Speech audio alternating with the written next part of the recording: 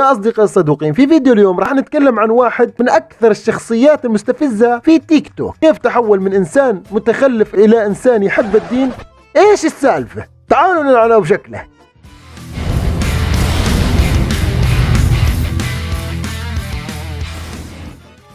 في فيديو اليوم يا أصدقائي الصدوقين حنتكلم عن ويلمر. أكيد كلكم عارفين ويلمر، تكلمنا عنها في مقطع سابق. وهذا الإنسان مشهور، هو مو مشهور، هو أخته مشهورة، هو مشهور بسبب أخته.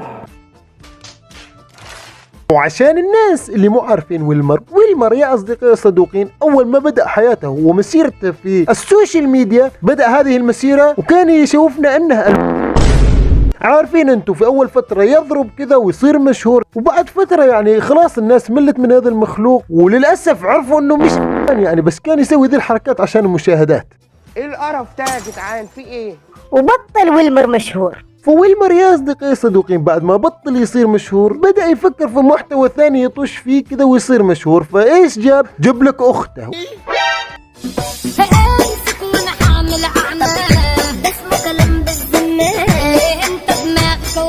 هذا الغبي المستفز كان يسوي لك ترندات غبية مع اخته. يا اخي تركت كل الكرة الارضية وقاعد تسوي ذا الترند مع اختك يا غبي. ايش السالفة؟ روح يا اخي شبيك اداء قوي. شكلنا كسرنا المايك. روح يا اخي شبيك. يعني انا ما اشجع ذا المخلوق انه يسوي ذا الترند مع بنات، لكن استفزيت. وش اسوي لك؟ وين اختك؟ الشيء الكويس بذا المخلوق انه عارف انه محتواه كله اخته، ومحتواه من دون اخته ملوش داعي، وهو من الاساس ملوش داعي ذا المخلوق. والله ما اعرف غير منك دلوقتي يا ابو حميد. يا اصدقائي الصدوقين للمرة الثانية كذا يعني بطل مشهور ويلمر، وبطلت الناس تتابع عشان ما نعرف اخته سافرت ولا راحت ولا بطلت تصور معاه. المهم ان بطلت اخته تطلع معاه، فبطل ويلمر مشهور. فويلمر هنا قاعد يفكر يقول لك الان ما زبطت معانا، اختي ما زبطت معانا، فايش يسوي؟ فجأة كذا ويلمر ينزل لك. هذا كان أول منشور لويلمر أعتقد بعد هذا التغيير الخرندعي. كان كاتب فيه: أنا أعترف بأن حياتي لا تناسب ديني نوعا ما. أنت حياتك ما تناسب دينك نوعا ما، أنت حياتك ما تناسب دينك كثيرا ما. لم تضبطوا معنا. ولست ملتزم وأتلذذ بسماع الموسيقى. يلعن بشكلك تتلذذ بسماع الموسيقى؟ قاعد تشرب شاي بالزنجبيل يعني عشان تتلذذ؟ يلعن بشكلك أيها الأشنخ الأفنخ. أحب أمي لكنني أغضبها، لربما أحزنت أشخاصا بلحظة غضب، ورغم هذا كله أحب الله حبا عظيما لا يتخيله أحد، وأحمد الله على فضيلة الإحساس بالمعصية. يا ساتر يا ساتر يا حساس أنت، إيش تحس بالإحساس كيف أنت يعني؟ ويلمر بعد ما يصور ذا الترند الغبي مع أخته يروح للبيت يقعد كذا يصفن ويندم لمدة ثانية واحدة، يقول لك ليه أنا صورت ذا المقطع مع أختي؟ بعدين يرجع يقول لك يلا خلاص ما دام ذا المقطع شغال وبيجيب لنا مشاهدات وبيجيب لنا فلوس وشهرة، خلاص خليه شغال. يعني هو يندم لثانية واحدة. يعني أنا بشكلك كيف تندم على المعصية وترجع تصور مقاطع ثانية؟ ايش دخلك انت؟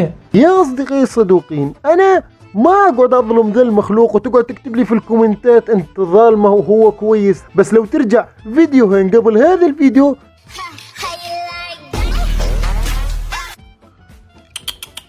ادب سيس تربيه سيس. استغفر الله.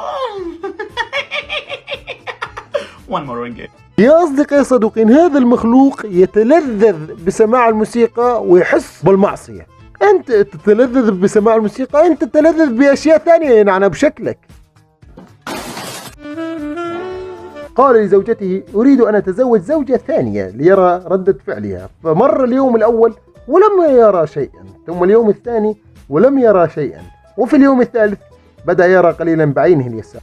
واثقة من نفسها مش يا ساتر ينعنى بشكلك ذي نكتة يعني. ينعنى بشكلك يا ورمل، ليه تخفف دم؟ ليه ارجع لمحتوى اختك افضل.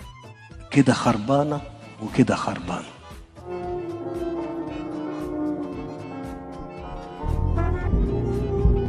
لا يا ورمل، ما تأوفرش، ما تكونش اوفر كثير كذا يا اصدقائي الصدوقين. في شيء غلط، لا تقعد تقول لي انت قاعد تظلم ذا المخلوق. انزل شويه في مقاطعه وشوف هذا مقاطعه قبل.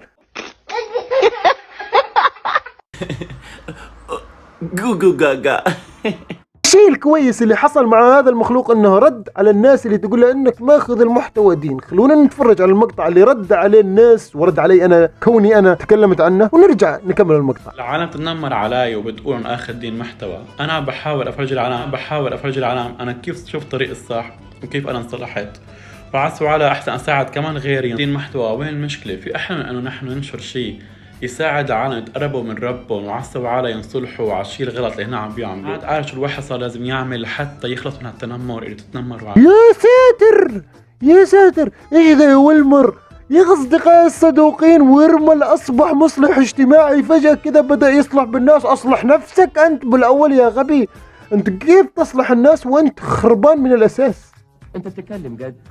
يا ورمل يا صديقي الكويس، عادي لو الناس تتنمر عليك. ليه الناس تتنمر عليك؟ لأنك يعني أنت منزل 500,000 مقطع كلها إيحاءات مش كويسة، وقاعد تسوي ترندات وأشياء غبية مع أختك، ومسوي لي فيها مصلح اجتماعي، وأنت فاسد من الأساس أيها الغبي. كيف تسوي ذي الأشياء؟ كيف؟ وعادي يعني أنت لو في نيتك صح أنك تنشر الدين وبطلت تسوي ذي الأشياء الغبية، يعني كيف بدأت انت تصور مع اختك وكانت الناس تتنمر عليك وانت شايف ذا الشيء صح وكملت، فالآن لازم تشوف ان الشيء اللي قاعد تسويه صح، ولازم ما ترد على الناس اللي قاعدة تنتقدك، ولازم تظل ماسك رسالتك وكذا عشان تأديها وتنشرها للناس اكثر واكثر. Oh my god! Wow!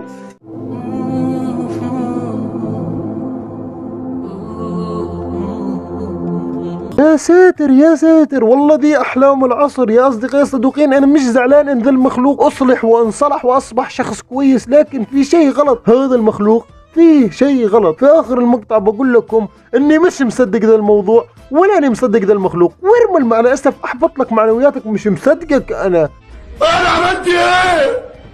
انا عملت ايه والله العظيم؟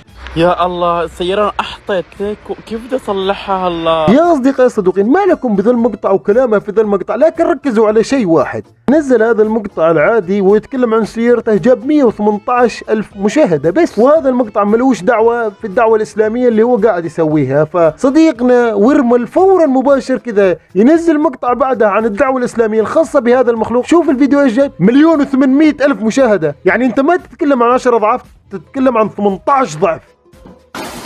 لو تركزوا يا اصدقائي الصدوقين شويه، هذا المخلوق منزل فيديو عادي كذا وبعدها مباشر منزل لك فيديو من هذه الدعوه الاسلاميه. بس انا مش مصدق صراحه يا ولمر، ما تزعلش مني يا اخي، انا مش مصدقك. لان لو صحيح كذا بدك تنهدي وتنصلح وتصير انسان صالح، لازم تلغي الهبل وتمسح المقاطع القديمه اللي مسويها انت مع اختك. في ذلك الوقت لو مسحت ذي المقاطع اتاكد انك عن جد صرت انسان صالح. لكن ما دام دي المقاطع موجودة على قناتك وقاعد الآن مسوي لنا فيها دعوة إسلامية، وأنت في مقاطع تكسبك ذنوب، فأنا مش مصدقك. وأنت لو مسحت ذي المقاطع أتوقع هذه حتخفف عنك تنمر، لأن ما في لك ماضي في وقتها.